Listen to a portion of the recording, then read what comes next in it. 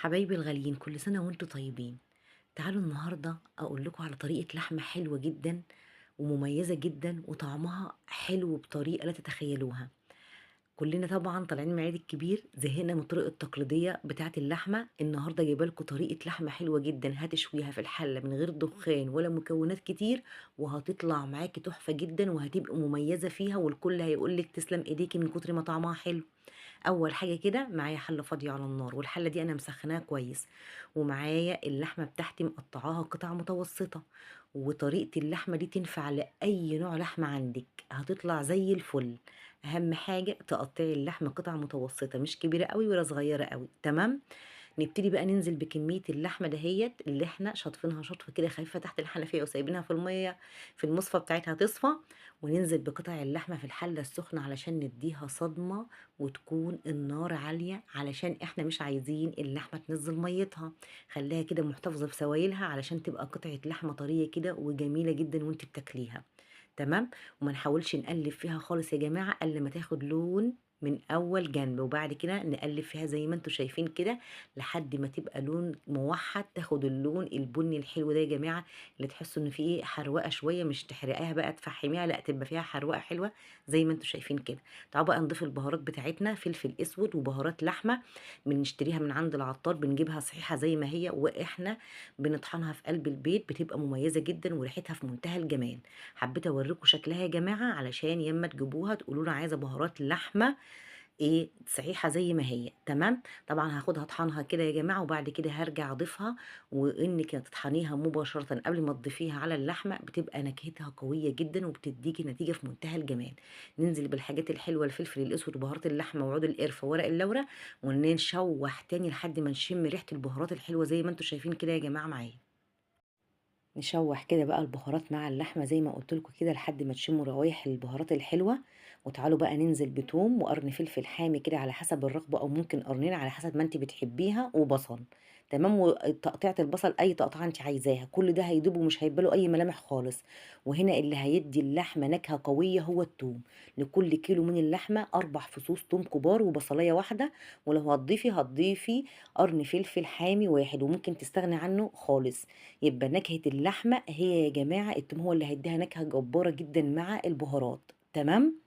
وهنغطي كده زي ما انتوا شايفين، وهنسيبها بقى تستوي كده في عرقها بالبلدي، مش هنضيف لها ميه الا اذا احتاجت، هنضيف لها من كوبايه لكوبايتين لو حسينا انها نشفت ولسه ما كملتش سواها.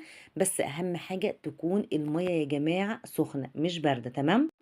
وزي بقى ما انتوا شايفين جينا بقى في مرحلة تحقيق اللحمة، لازم بقى نحققها ونظبط بقى ملحها بس يكون في الربع الأخير من السوا بتاعها. تمام. نقلب بقى تقليبة حلوة، وهنزل بكوباية مية سخنة وهغطي عليها واسيبها بقى تكمل سواها زي ما انتوا شايفين كده يا جماعة. تمام. واخر اضافة هنضيفها هي علبة الزبادي. لكل كيلو من اللحمة علبة زبادي صغيرة. تمام.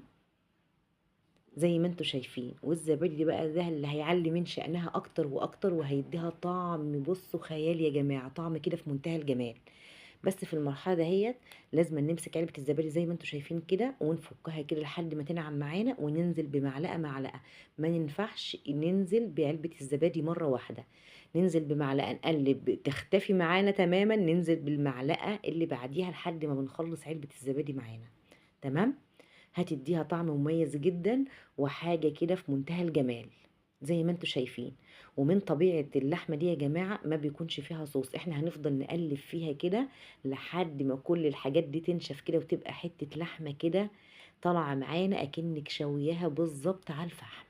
حاجة كده تحفة جدا، وهتاخدي طعم مميز بطريقة لا تتخيليها. كده بقى خلصنا علبة الزبادي خلاص يا جماعة. نقلب بقى لحد كده ما تتشمع اللحمة كده وتشرب بقى تاني السوائل، لو فيها أي سوائل زيادة تشربها كده، وتبقى القطعة بقطعتها زي ما هتشوفوا معايا. تمام.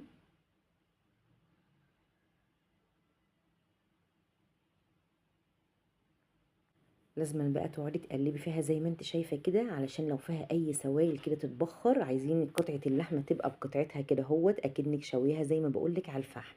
خلاص كده وصلنا بقى، اللحمة استوت وبقت زي الفل معايا. تعالوا بقى نديها طعم الشوي أكنك شويها على الفحم. معلقة من دهون اللحمة، وننزل على فحماية كده مولعة، ونغطي بقى ونسيبها شوية لحد ما تاخد ريحة الشوي. وكده ده بقت زي الفل. تعالوا بقى نغرف اللحمة ونشوف جمالها وقوامها اللي زي الفل. بجد ريحة تحفة جدا، وما بالكوا بقى يا جماعة لو دوتوا طعمها، طعمها مميز جدا. بجد جربوا الطريقة مش تندموا عليها، طريقة حلوة جدا ومميزة، وزي ما بقولك كل اللي هياكلها من ايدك هيطلبها تاني. شايفين بقى شكلها يا جماعة تحفة جدا. رشة بقدونس كده هوت على اللحمة عشان تديها ريحة وشكل حلو. تمام. قدمي بقى اللحمة بتاعتك جنب رز مشاوي، جنب عيش، زي ما تقدميها قدميها، هي في كل حالاتها حلوة في منتهى الجمال. اللحمة طرية والله ما بارك طعمها في منتهى الجمال. السلام عليكم ورحمة الله وبركاته.